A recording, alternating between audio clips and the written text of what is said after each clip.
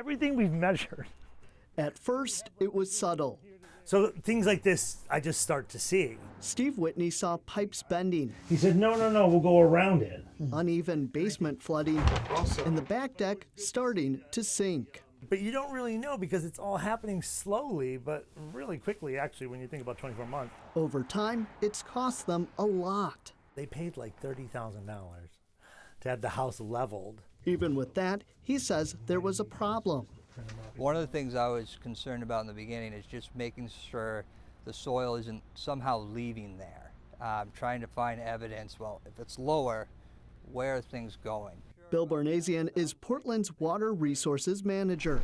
The Public Works Department has been looking into these concerns.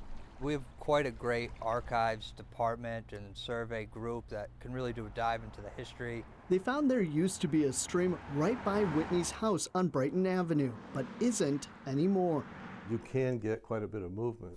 Mike Morin is with T.C. Hafford Basement Systems. He says changes to water in the soil can lead to a foundation either dropping or lifting up.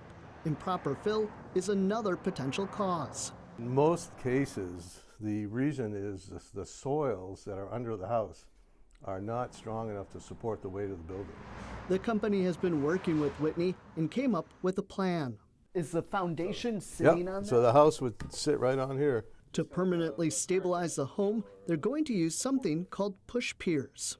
It's a kind of a fun thing to do. In this system, rods will go way down into the ground until they hit bedrock.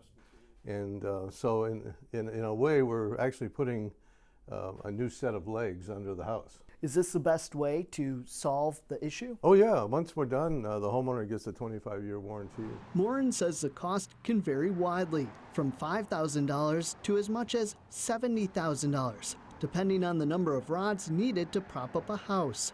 But for people like Steve Whitney, that's the price of peace of mind. We're giving him his house back.